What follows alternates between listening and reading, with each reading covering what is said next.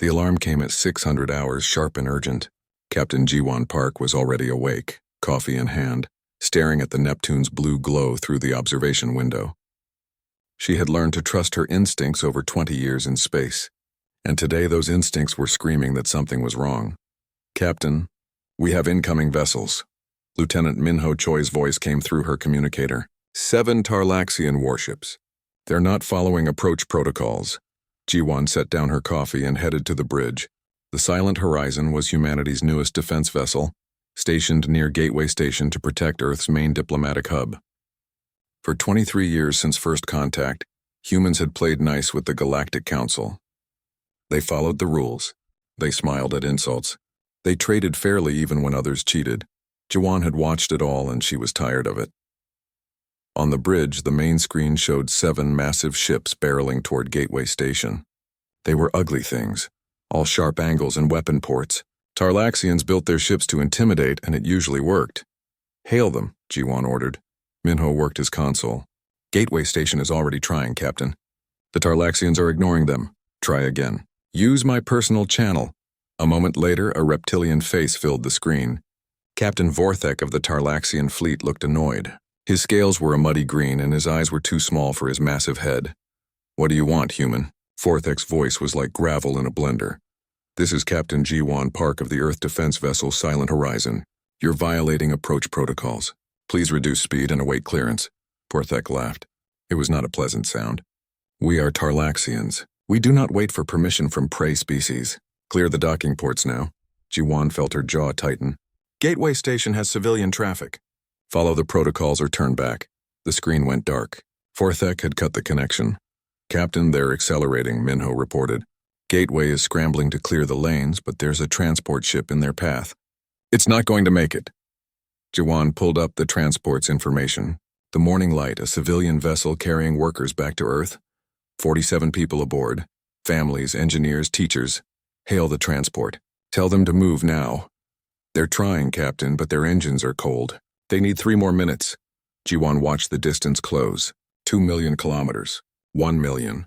The Tarlaxian ships were not slowing down. "This is insane," Dr. Yuna Lee said from her station. The xenobiologist had been studying Tarlaxian culture for years. "Even they have rules about civilian vessels." "Apparently not today," Jiwan muttered. 500,000 kilometers. The Morning Light was moving now, but too slowly. Jiwan's hand hovered over the weapons console. She could fire a warning shot. She could disable the lead Tarlaxian ship. But orders from Earth Command were clear. Avoid conflict unless fired upon first. 300,000 kilometers. "Captain, the Tarlaxians are charging weapons," Minho said, his voice tight. Jiwan stood. "What?" "They're going to fire on the transport." "They're actually going to—" The Tarlaxian ships opened fire. Jiwan watched in horror as energy beams tore through the Morning Light. The transport's shields lasted less than a second. The hull breached, venting atmosphere and bodies into space. Emergency beacons started screaming across all frequencies. 47 people. Gone in an instant.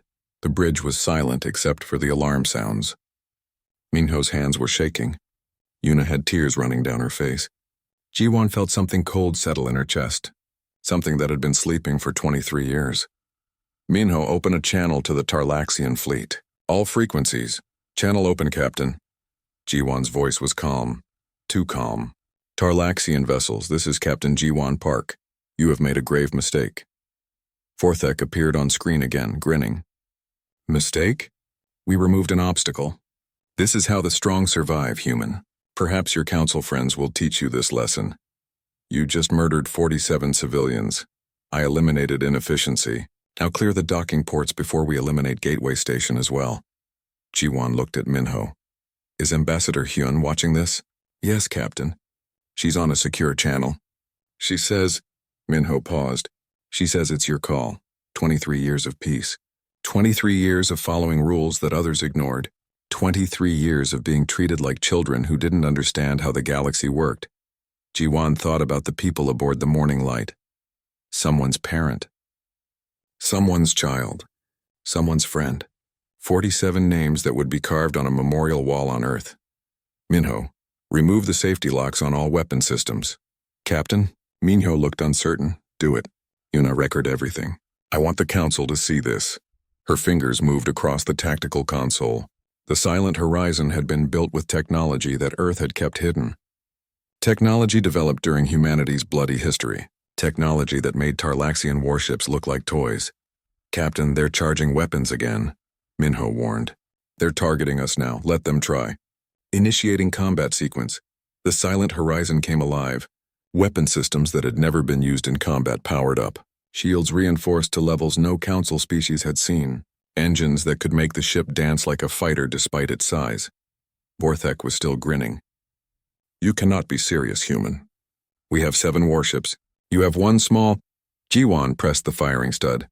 What happened next took exactly 4.7 seconds. Yuna timed it. The silent horizon fired once at each Tarlaxian ship. Not to destroy. Jiwan wanted them alive to answer for what they'd done. The beams were surgical, precise, impossibly fast. They struck the weapon systems, the engines, the communications arrays. Each shot calculated to disable without killing.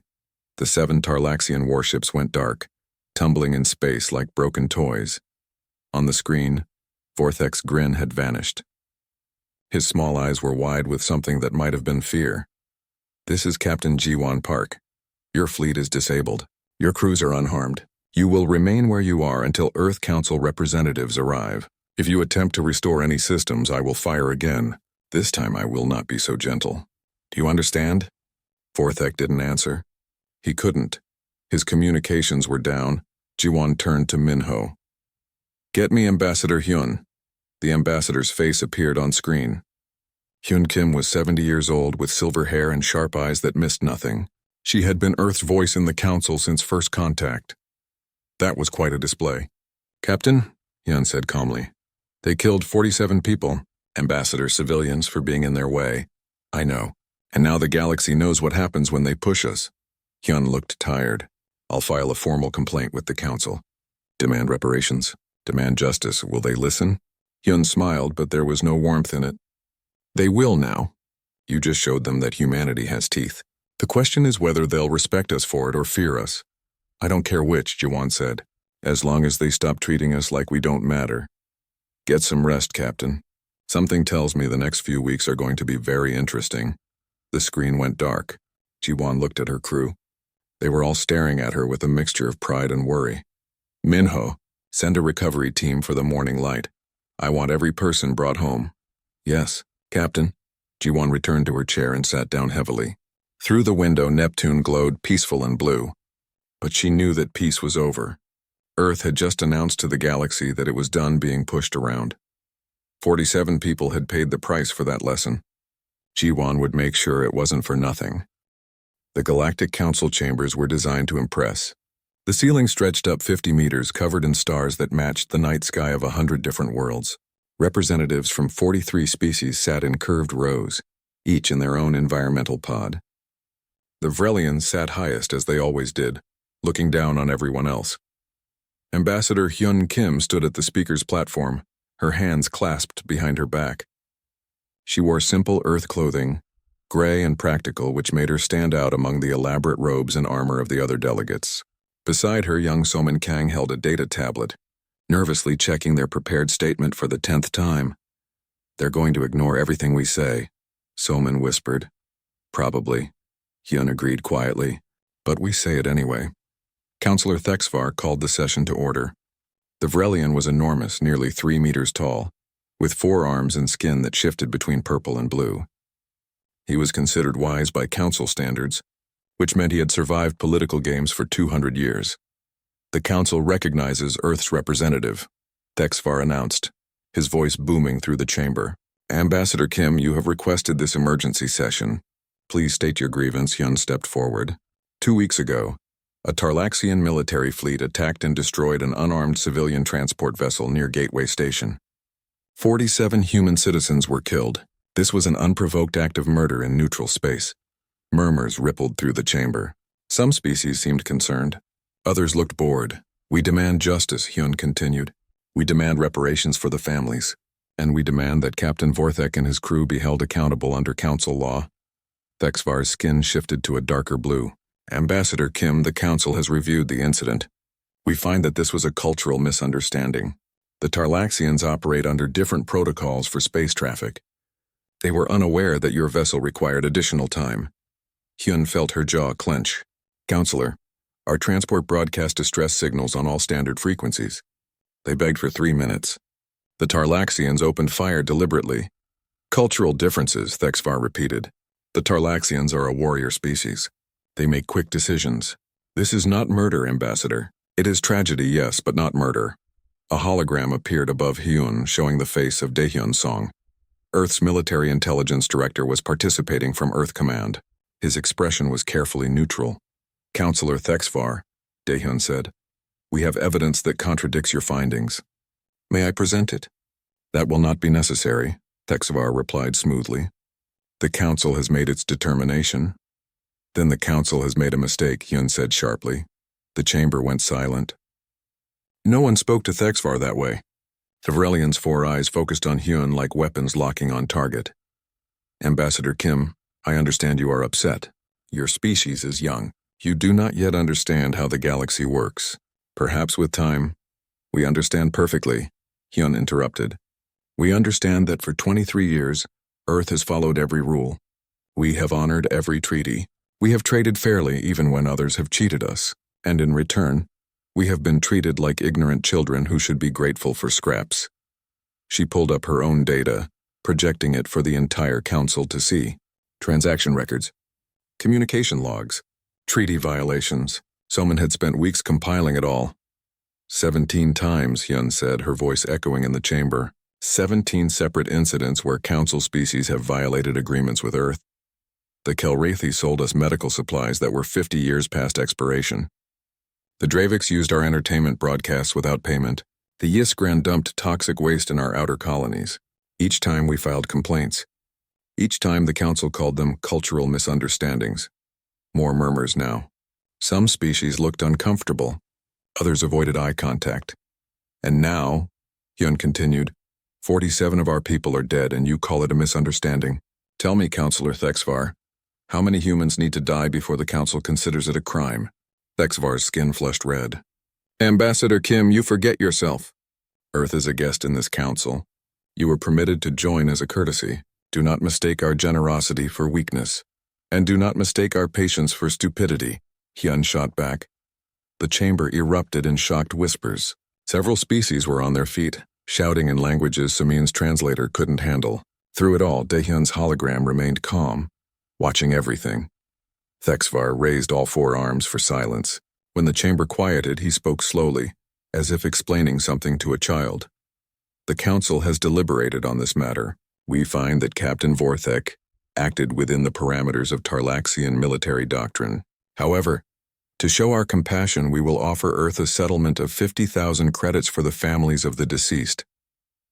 50,000? Soman blurted out before she could stop herself. That's barely 1,000 per person. It is generous, Thexvar said firmly.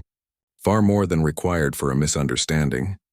Ambassador Kim, the council suggests that Earth use this unfortunate incident as a learning opportunity. Perhaps your civilian vessels should be faster. Perhaps they should avoid busy transit lanes. This is how one survives in the galaxy. Hyun stood very still. She was thinking about Jiwon Park's report. About the 4.7 seconds it took to disable 7 warships. About the technology Earth had been hiding, waiting for the right moment. Counselor, she said quietly, what does the council think about Earth's response to the attack? Thexvar waved a hand dismissively. Your military vessel disabled the Tarlaxian fleet. This was concerning. We are prepared to overlook this aggressive action given the circumstances. However, we must insist that Earth share the technology used. For the common defense of council space, naturally. Naturally, Hyun repeated. And if we refuse? Then the council may need to reconsider Earth's membership status. Species who hide military capabilities are considered a security risk. We would hate to sanction your world, Ambassador. Trade restrictions can be so devastating to developing economies. There it was. The real reason for this session. The council wasn't interested in justice for 47 dead humans. They wanted Earth's weapons technology, and they were willing to threaten Earth's economy to get it. Hyun looked at Daehyun's hologram. He gave her the smallest nod. The council has made its position clear, Hyun said. Earth will now make ours. As of this moment, we are recalling all ambassadors from Council space. All diplomatic missions are closed. All cultural exchanges are cancelled. The chamber exploded in noise again. Thexvar's skin went pale purple. Ambassador, you cannot be serious. Furthermore, Hyun continued, her voice cutting through the chaos, all trade agreements with Council species are suspended pending review. Any non-human citizens currently on Earth or in human space will be respectfully asked to depart within 30 days. Earth will have no further official contact with the Galactic Council until our grievances are addressed. This is madness, a Kelrathi delegate shouted. You need us more than we need you. Perhaps, Hyun said. We will find out, won't we? She turned to Soman. Pack your things. We're leaving. Ambassador Kim, Thexvar's voice thundered. You are making a terrible mistake. Earth is nothing without the Council. Your world will suffer. Your people will beg to return. Hyun stopped and looked back at the Vrelian. Counselor Thexvar, we came to the stars seeking friendship. We have shown restraint. We have followed every rule you created, even the ones that hurt us. But understand this, our patience is not infinite. Is that a threat? It's a fact. Earth is going home. When you are ready to treat us with respect, you know where to find us. She and Soman walked out of the chamber. Behind them, the Council dissolved into arguments. Some species were angry. Others seemed worried. A few looked thoughtful. In his office on Earth, Daehyun Song ended the hologram connection and pressed a button on his desk. Begin protocol silence, he said calmly. Across Earth and all human colonies, communication arrays went dark. Trade ships were recalled. Diplomatic channels closed. The flow of human medicine, technology, entertainment, and resources that the galaxy had come to depend on simply stopped. Earth had made its choice. Now the Council would have to make theirs.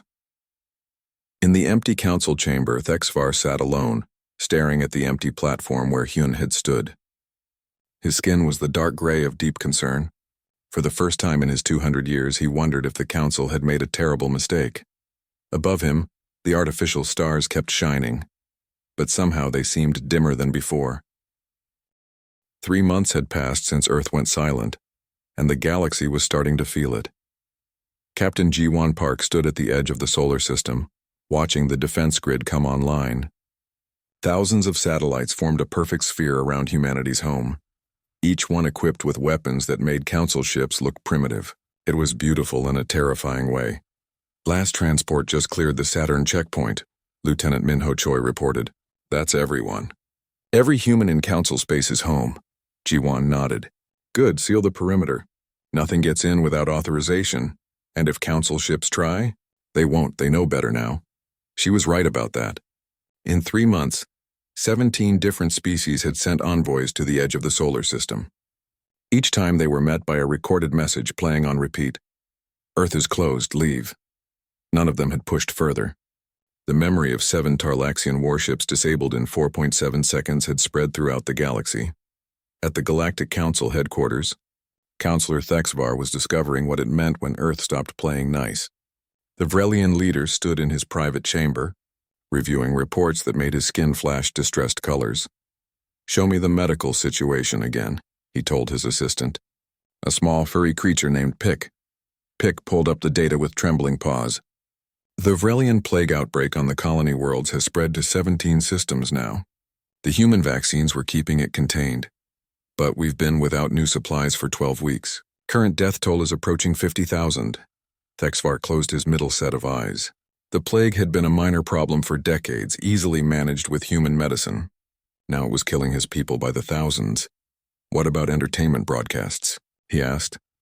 70% of Council species were regular consumers of human content, music, stories, games. The withdrawal has caused significant social unrest, particularly among younger populations. There have been protests on 14 worlds. And the technology agreements? Pick's fur stood on end.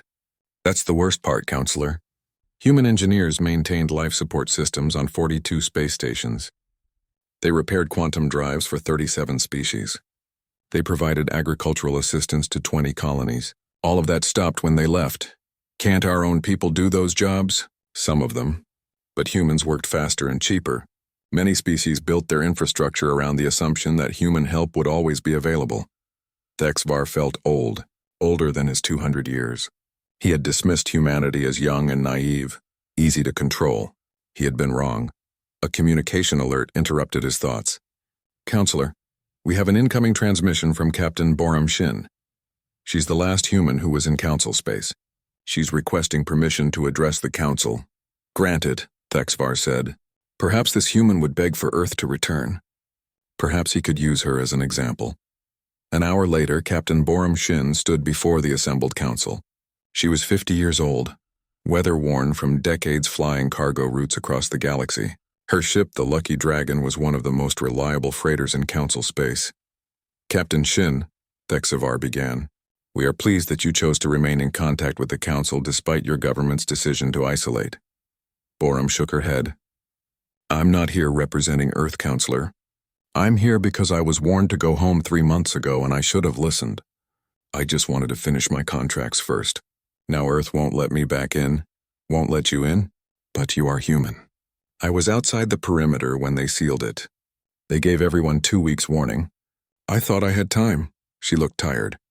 "I'm not here to ask for Earth's return. I'm here to tell you what I saw before they closed up." She activated a holographic display. Images of Earth space filled the chamber. Massive ships under construction, in orbit around Mars. Weapons platforms covering the moon. The asteroid belt transformed into a fortress. "This is what Earth's been doing while you all laughed about them." Crawling back, Boram said. "They're not coming back, Counselor. They're building something. Something big." A Kelrathi delegate jumped up. "This is a military buildup. Earth is preparing for war." "No," Boram said firmly. "They're preparing for you. Every human in my family is a veteran. My grandfather fought in the last war on Earth. You know what he told me. Humans don't build guns because they want to shoot. They build guns so they don't have to. Earth is making sure that next time someone kills their people, there won't be any question about who has the power." Thexvar's skin went gray. "Captain Shin, surely Earth must need trade, resources, technology from the Council." Boram actually laughed. "Counselor, do you know why humans are such good engineers?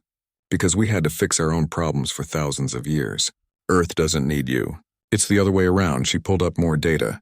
Human medicine saved millions of lives across council space every year. Human entertainment kept your populations happy. Human engineers fixed things no one else could. And Earth did all of it while you treated them like stupid children who should be grateful for your attention.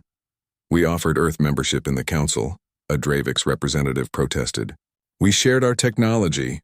"You gave them scraps," Boram shot back. "And then you charged triple price for it. I've seen the trade agreements. Earth gave you medical miracles, cultural treasures, and honest work. You gave them overpriced junk and disrespect." The chamber fell silent. Finally, Thexvar spoke. "What would it take for Earth to return?" "I don't know. I'm not a diplomat. But I know this: 47 people died, and you called it a cultural misunderstanding. That's what broke it. Not the trade cheating. Not the insults. The fact that human lives meant so little to you that you couldn't even pretend to care." Boram turned to leave, then stopped.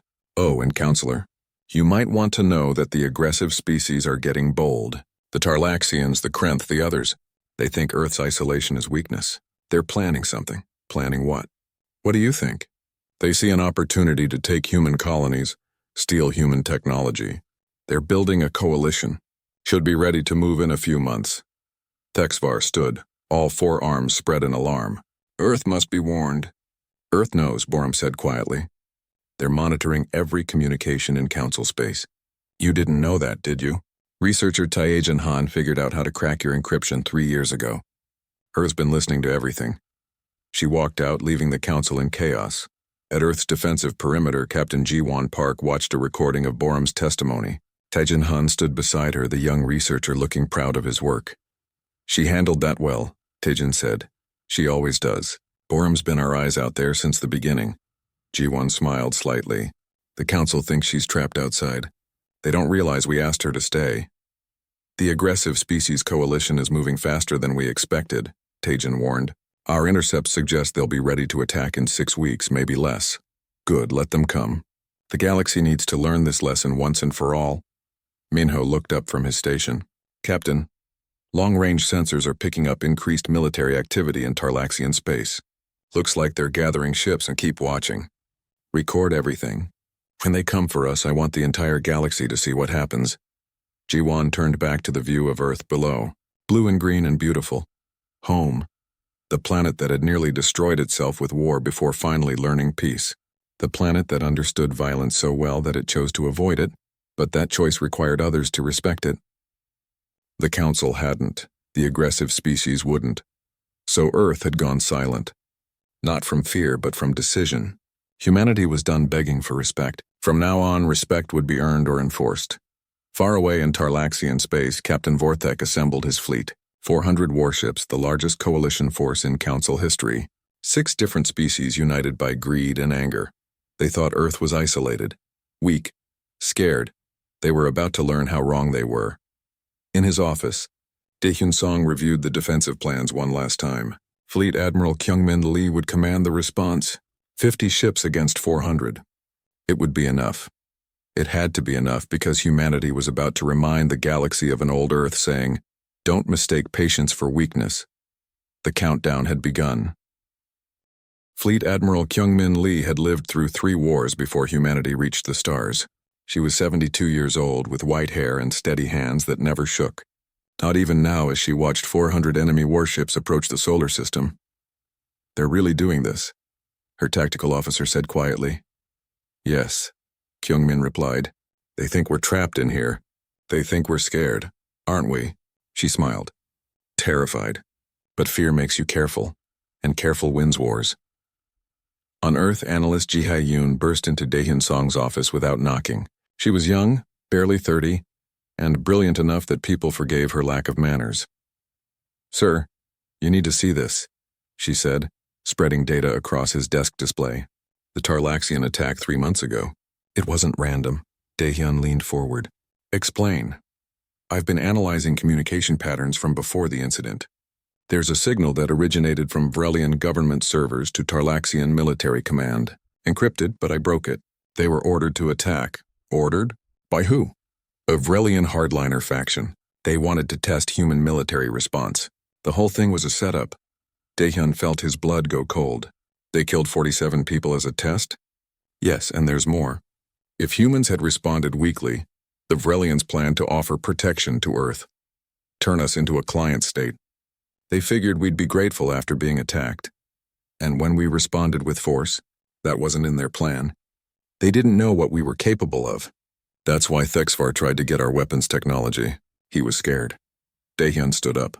"Get this evidence ready for broadcast. The entire galaxy needs to see this. Sir, if we expose this now, the Vrelian government might fall. The Council will collapse. Good, it's rotten anyway." 4 hours later, as the enemy fleet crossed into the outer solar system, every communication network in Council space suddenly came alive with humanity's evidence. Recordings, decoded messages, proof that the Vrelian leadership had orchestrated the attack on the morning light. Across 43 worlds, populations erupted in rage. Governments scrambled. The Galactic Council chambers descended into chaos as species turned on each other. And through it all, 400 warships kept coming. Captain Vorthek commanded the coalition fleet from his flagship. The shame of being disabled in 4.7 seconds had haunted him for months. Now he would wash that shame away in human blood. "All ships report ready," his weapons officer announced. "Excellent. The humans have 50 vessels at most. We outnumber them 8 to 1. Vorthek's grin was vicious. "Charge weapons and prepare to—" "Sir!" Human fleet detected. They're coming from behind Earth's moon. On the tactical display, 50 ships emerged. They were smaller than the coalition warships, sleeker. They moved with a precision that was almost beautiful. "Only 50? Vorthek laughed. "Open fire when in range. Destroy them all." The 2 fleets rushed toward each other. 2 million kilometers. 1 million. 500,000. 300,000. Aboard the Eternal Sentinel, Admiral Kyungmin Lee watched the enemy fleet close in. Her 50 ships were arranged in a formation that looked random but wasn't. Every captain knew their role. Every ship had practiced this dance 1,000 times. "Admiral, they're in range," her weapons officer reported. "Not yet. Let them get closer." 100,000 kilometers. The coalition fleet opened fire.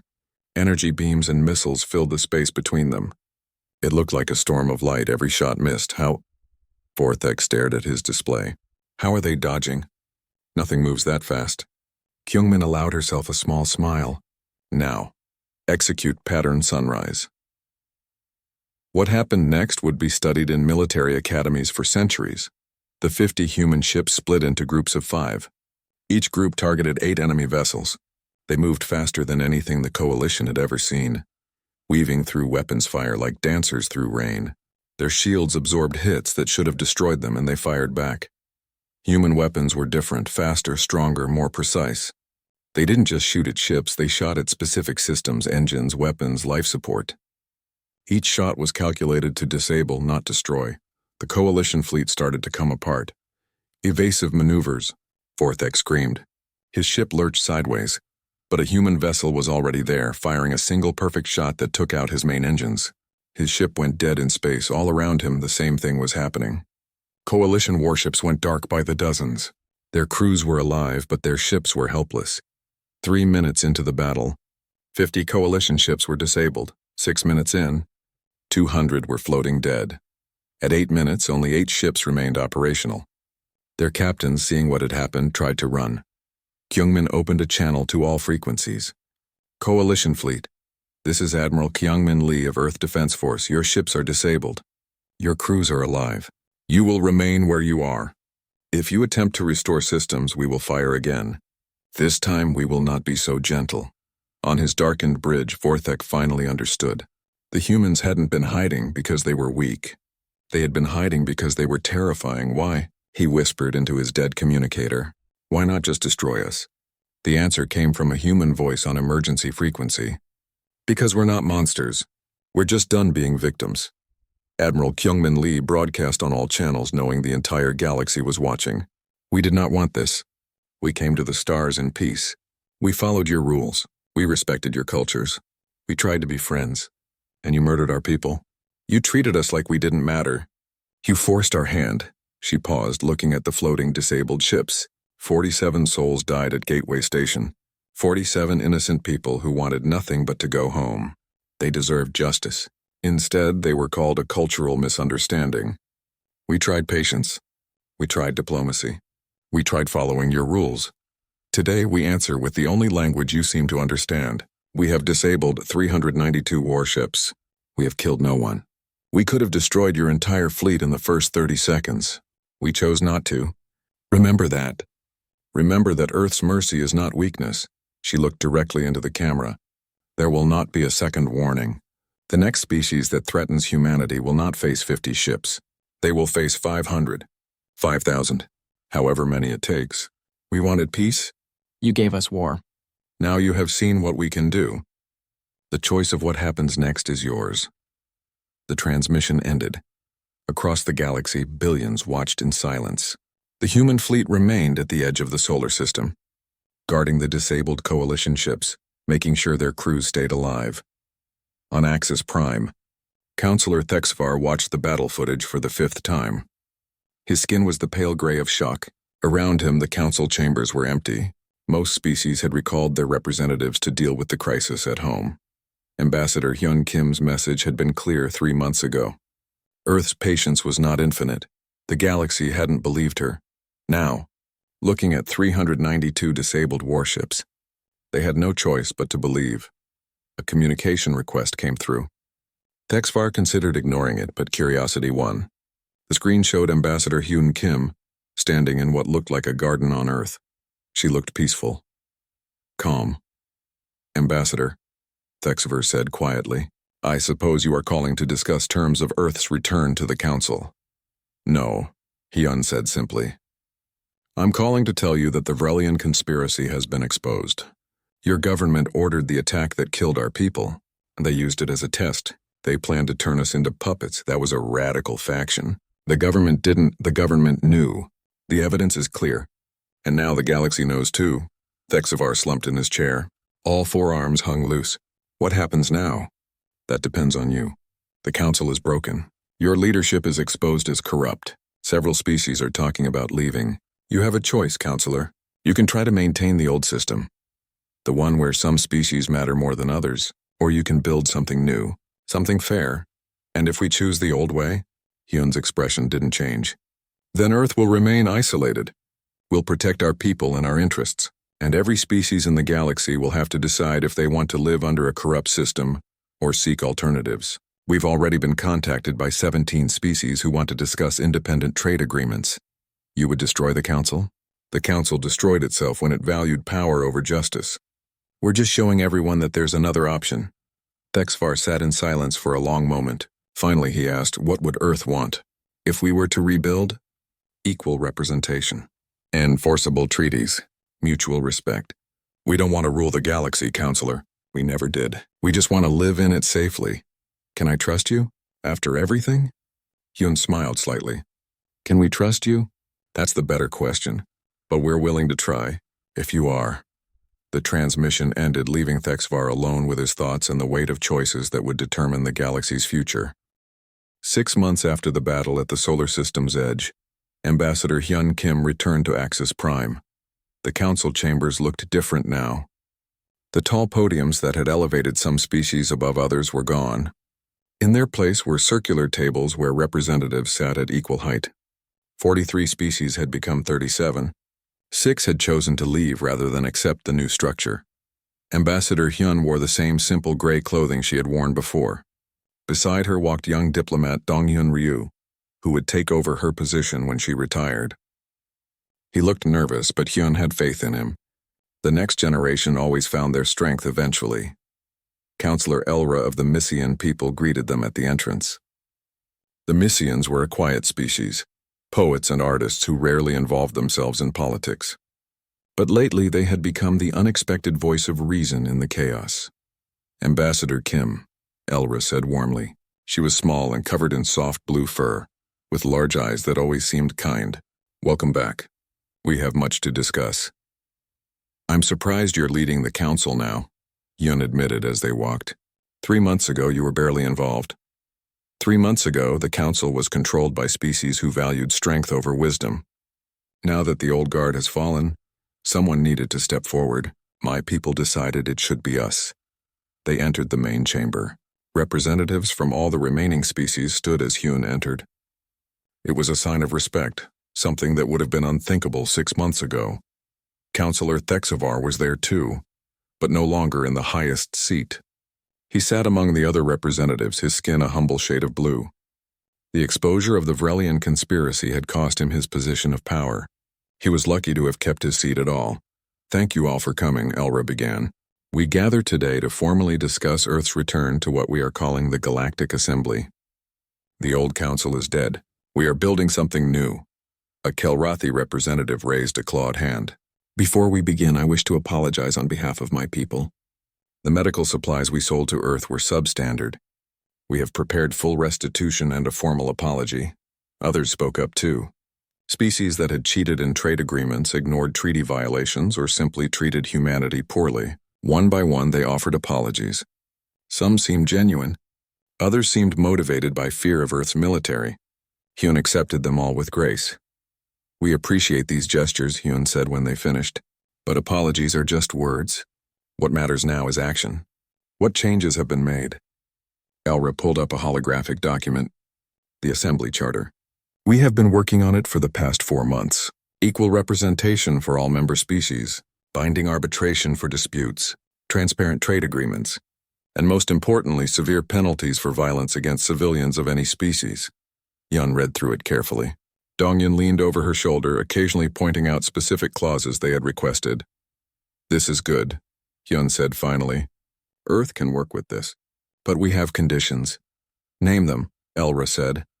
First, Earth maintains independent military authority. We will contribute to mutual defense, but we will not surrender command of our forces to the Assembly. Agreed. Second, all previous trade agreements are void. We negotiate new ones from scratch with fair terms. Agreed. Third, the families of the 47 people killed at Gateway Station receive full justice. Captain Vorthek and his crew stand trial under the new Assembly laws. Elra looked uncomfortable. The Tarlaxians have already refused this condition. They say their captain was following orders from the Vrelian conspiracy, so he should not be held responsible. He pulled the trigger, Hyun said firmly. Orders don't absolve him of that. Thexvar stood slowly. All eyes turned to him. Ambassador Kim, I understand your position. But if we prosecute Vorthek, We must also prosecute the Vrelian officials who gave the orders. That includes members of my government. It includes me. Yes, Hyun said simply. It does. The chamber went silent. Thaxvar's skin cycled through several colors: shame, fear, acceptance. Then I will stand trial, he said quietly. I knew about the radical faction. I did not order the attack, but I knew they were planning something and I did nothing to stop it. 47 humans died because of my inaction. I should answer for that. Elra looked shocked. Counselor Thexvar, you don't have to— Yes, I do. If we are building something new, it must be built on truth and accountability. Even for me. Especially for me. Hyun felt a flicker of respect for the old Vrelian. It took courage to admit fault when you had spent 200 years believing you were always right. The Assembly accepts your testimony, Elra said formally. A trial will be convened. All those responsible will answer for their actions. They worked through the rest of the charter, debating points and making compromises. It took 8 hours, but finally they had something everyone could agree on. Earth will join the Galactic Assembly, Hyun announced. But we will do so as equals, not as students grateful for your wisdom. We bring our medicine, our technology, our culture, and our strength. We ask for the same in return. Fair trade, mutual respect, and justice when harm is done. Agreed, Elra said.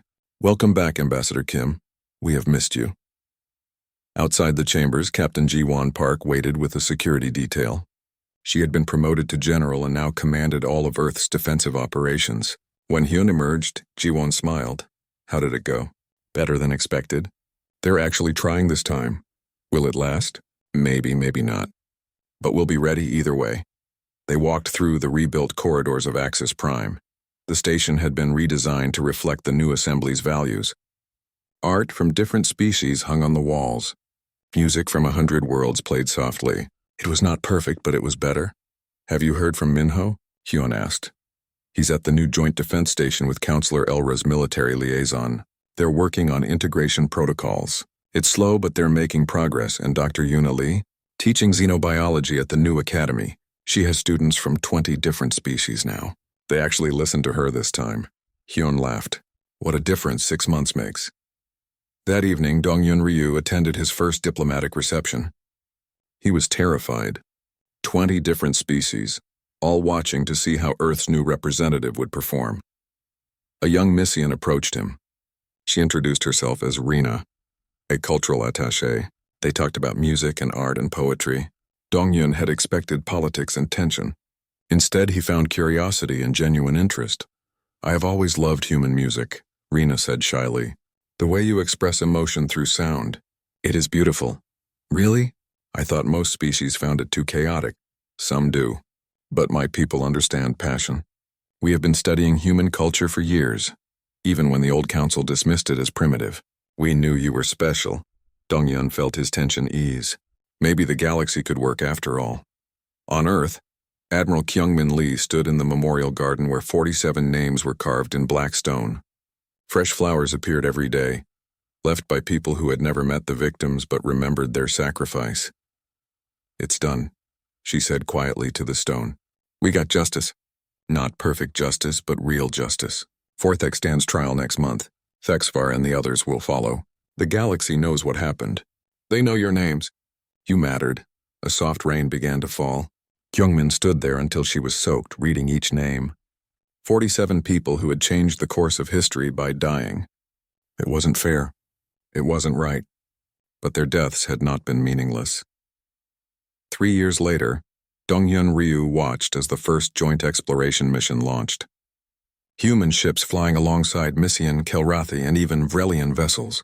They were heading to an unexplored sector, seeking new worlds and new discoveries. Captain Ji-won Park commanded the human contingent. She was older now, ready to retire soon, but she wanted to see this through first.